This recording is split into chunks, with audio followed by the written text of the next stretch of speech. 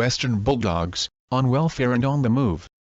Some clubs have an entrepreneurial psychology while others are more welfare-orientated. The Western Bulldogs are very much the latter, almost typifying the Australian clique of "done me back" on the compo mate. Throughout their existence, the Bulldogs have gained their advantages through schemes aimed at making the playing field unlevel. Be it bribing opposition players to play lame, pushing the boundaries of legality with their own play, lobbying for government funding, lobbying the AFL to tax rival clubs and give profits to them, or forming understandings that umpires will give them a leg up, the Bulldogs have always known how to work the system to their advantage. Origins. Initially known as Footscray, the club were established in 1877 to champion the northwestern suburb of Melbourne. However, it soon decided it would prefer to champion the French Prince Eugene Louis Napoleon after he had been ambushed and killed by Zulu warriors while fighting for the British. So inspired by his story, the Footscray Football Club officially changed its name to the Prince Imperial Football Club. The name change only lasted 2 years. It seemed yelling out "Go Princes" and "Carn the Imperials" weren't the most catchy of crowd slogans in a population highly characterized by a convict legacy of anti-British sentiment. After reverting to Footscray, the club adopted nicknames like the Tricolours, Saltwater Lads, the Bone Mill Fellows and the Men from the Land of Boulders? WTF. With such silly names, it came as no surprise that the Men from the Land of Boulders and or Saltwater Lads were not invited to join the VFL breakaway in 1896. The breakaway did, however, remove the best teams that had been an impediment to Footscray's success. Without the competition from the strong teams, Footscray started winning games. This was particularly pleasing to the VFA as it wanted a stronger support base in the northwest of Melbourne to rival Essendon and support its fight with the VFL. It was misplaced faith as Footscray soon showed its true colours by not only betraying VFA as it aimed to enter the VFL, but also by doing it in corrupt manner. Initially, the corruption came in its 1922 grand final against Port Melbourne. A number of Port Melbourne players testified that Footscray president George Sayer and player Vern Banbury had offered them bribes to throw the game. A VFA investigation subsequently found Banbury guilty and banned him for life. Footscray responded by making Banbury a life member of the club. In 2010, contemporary Bulldog fans showed how they felt about winning games via corruption by making Banbury the inaugural inductee into the Western Bulldogs Hall of Fame. More accusations of bribery came in the 1924 Champion of Victoria between VFL champions Essendon and VFA champions Footscray. Even though it was a charity event, Essendon was the clear favourite and was expected to be easy victors. They unexpectedly lost. Essendon players claimed they had been approached to throw the game. Even though they personally had rebuffed the offer, they believed some of their teammates had taken the cash. The VFL seemed reluctant to investigate, probably because it wanted a Footscray victory to strengthen the club's case to join the VFL and so weaken the VFA. Reflecting its desires, in 1925, Footscray was indeed invited to join the VFL on the back of being the champions of Victoria. In short, Footscray's life as a VFL club commenced with a betrayal of other teams, bribery and exploitation of power to create an uneven playing field. It was not an inspiring image for fans. Reflecting this fact, its new life in the VFL was characterized by poor crowds and poor on-field results. Becoming the Bulldogs and dropping Footscray.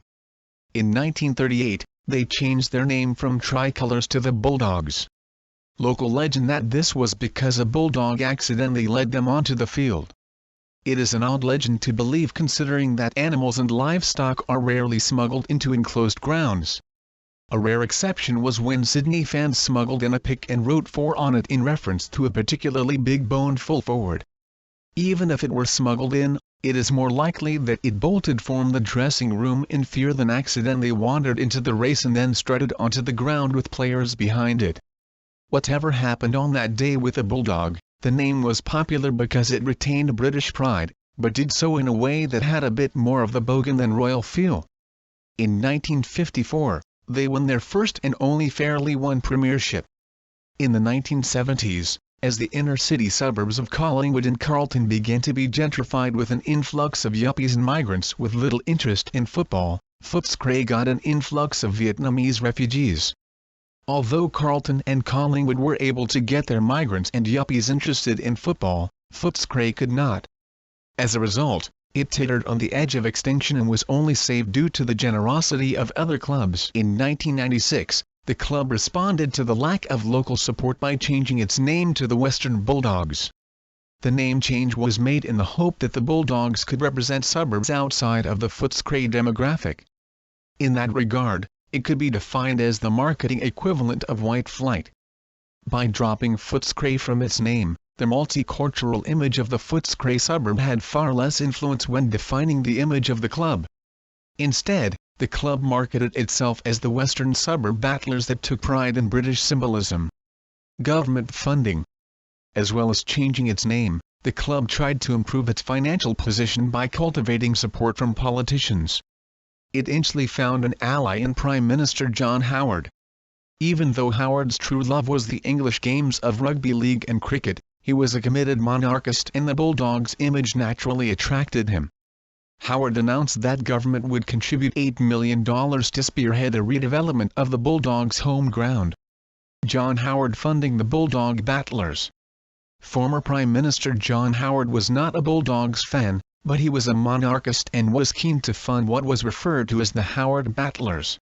The Bulldogs fitted his needs perfectly. Julia Gillard was another Prime Minister that seemed to be attracted to the Bulldogs. As a British migrant and a former industrial lawyer, the Bulldogs' image perhaps reminded her of herself. Certainly, the Bulldogs felt that she was the type of person that personified their image, so they made her the club's #1 ticket holder. John Howard funding the Bulldog Battlers. As a British migrant and industrial lawyer, the Bulldogs reminded Gillard of herself and in turn, the club felt she represented their image. Had she been a Vietnamese migrant and/or an entrepreneur, she may have grown up supporting neighboring Essendon, reaping the profits of other clubs. The success in gaining funding from Howard and Gillard seemed to make the Bulldogs believe that the welfare model was the best way to improve their financial bottom line.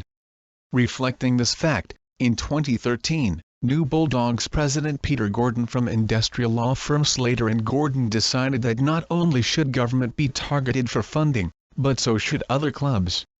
Gordon proposed a plan for other clubs to take the risks by investing in blockbuster matches and business development.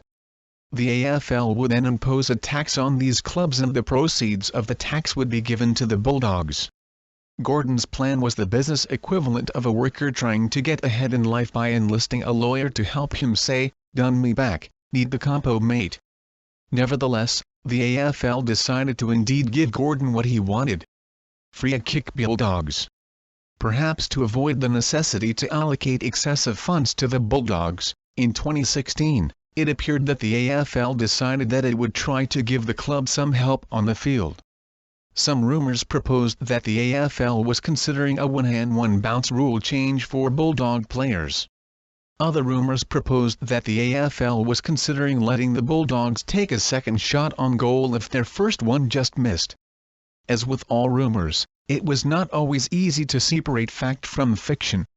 What definitely wasn't fiction was that dodgy umpiring became a subtle way in which the AFL was helping the Bulldogs. Specifically, AFL is a sport where directives are given to umpires about how rules should be interpreted, and these directives are changed from week to week. As a result of these directives, the rules that players need to abide by are not constant throughout a season. Furthermore, the AFL can issue directives about interpretations that it knows will favor one team over another. In 2016, the directive seemed to be that throwing the ball shouldn't be penalized if an attempt to handball had been made. Furthermore, making contact below the knees and injuring opponents should not be penalized if the player wore a red, white and blue jumper. By coincidence, this interpretation favored the Bulldogs, who had invested in quick ball movement and the contested ball. Aside from the directives on interpretations, the AFL seemed to be in favor of appointing umpires to Bulldog games who were inclined to adjudicate the 50-50th decisions in the Bulldogs' favor. This was easy to do as AFL is a game where a free kick can be plucked out of almost every contest and subsequently justified on video evidence. Specifically, in any given contest, around 30 rules in the AFL Rule Encyclopedia are at risk of being transgressed. When there are around 30 players in the contest, the probability of a rule being transgressed is almost 100%. Most transgressions are let go as they are deemed minor. To favor the Dogs, all umpires needed to do is notice the rule transgressions by teams playing the Bulldogs in each contest but ignore the transgressions by the Bulldogs. Troy Pannell was one umpire that was particularly talented in only noticing transgressions by teams playing the Dogs. In one game against the Adelaide Crows, Pannell awarded 17 frees to the Dogs and just 1 to Adelaide. Perhaps it was a coincidence, but after demonstrating that his interpretation of rules favored the Bulldogs' style of play, Pannell was appointed to umpire 3 Bulldogs games in a row, all of which resulted in a lopsided free kick count. In total, the count was 75-38. As the bias became obvious, hashtags such as FREKICKBULLDGS dominated social media and even made the mainstream press. Defenders of the AFL tried to counter accusations of bias by likening those who made accusations as akin to conspiracy theorists who think the moon landing was fake. In their argument, there was no way that the multi-millionaires that ran billion-dollar industries would be motivated by anything other than the highest moral ethics. After all, it was only through having high moral standards that they became rich in the first place. In fairness, the people who believe the AFL acts with integrity are the same people who think WWF is real and that boxing judges would always deliver a fair verdict because they are professionals. Irrespective of whether it was called interpretation instead of bias, and affirmative action instead of cheating, statistics clearly showed that the Bulldogs rode their free kicks into the finals, through the finals and even into the grand final. Western Bulldogs free kick differential to May 2016. It was so far outside the range of statistical probability that statisticians would seek alternative explanations for the outlier existing. In the grand final against the Sydney Swans, the umpiring was so horrendous that it was impossible for the AFL to pretend that something didn't stink. Overall, the Western Bulldogs received 20 free kicks to the Swans' 8. The differential of 12 was the biggest in a grand final since the 3-umpire system was introduced in 1994.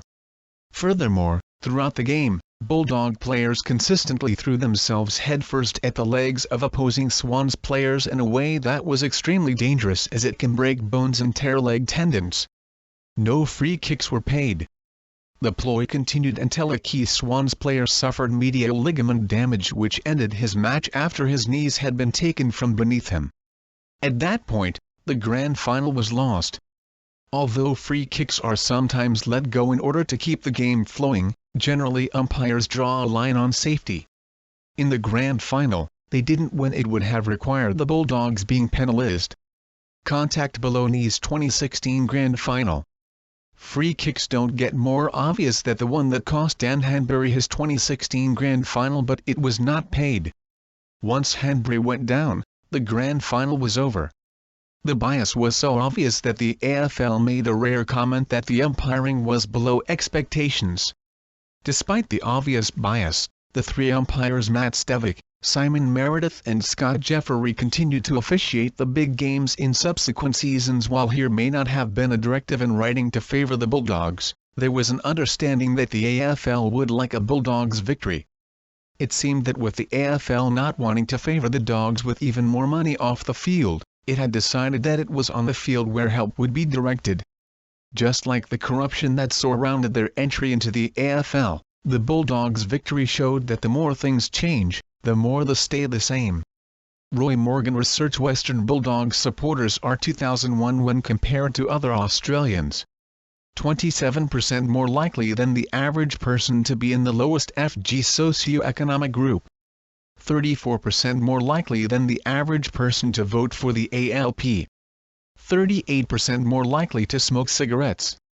19% more likely to say they were born to shop.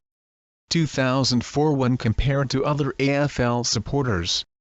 30% more likely to be semi-skilled workers, 25% more likely to live in a household of 5 or more people, 70% more likely to prefer bright lights and big cities when they travel, 53% more likely to believe they were born to shop, 51% more likely to have been to a theme park, 21% more likely to enjoy buying magazines, 16% more likely to not trust the current Australian government. 2006 when compared to other AFL supporters, 20% more likely to believe it's important to look fashionable, 31% more likely to believe they were born to shop, 25% more likely to try to buy organic food whenever they can, 24% more likely to have travelled by bus in the last 3 months. Western Bulldog theme song Sons of the West. Red, white and blue we come out snarling, bulldogs through and through, bulldogs bite and bulldogs roar, we give our very best but you can't beat the boys of the bulldog breed, we're the team of the mighty West rivalries. In 2017, the term Great Western was coined in reference to a perceived rivalry with Greater Western Sydney. Both teams receive AFL welfare for survival and both aim to represent the west of their respective cities and a bit more with GWS. Furthermore, both teams receive benefits that aim to increase their competitiveness on the field. In GWS's case, it is favorable draft and academy concessions. In the Bulldogs' case, it is sympathetic umpiring. In the 2016 preliminary final, it was the battle between draft concessions and umpiring assistance, with umpiring assistance eventually proving triumphant. Western Bulldogs jokes 1. What do you say to a Bulldogs fan that has a job?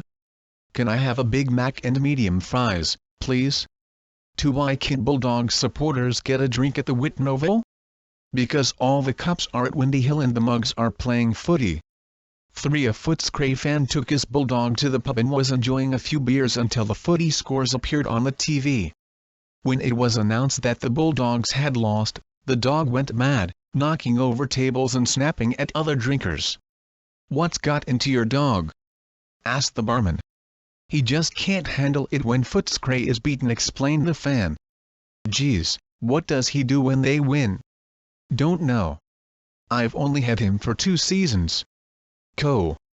4. Rodney Eade, the coach of the Western Bulldogs, hears of new young recruit who lives in Bosnia. Eade catches a plane to war-torn Bosnia and tracks the young boy down. He risks life and limb dodging bombs, bullets and grenades but finally find him and convince him to come to Australia.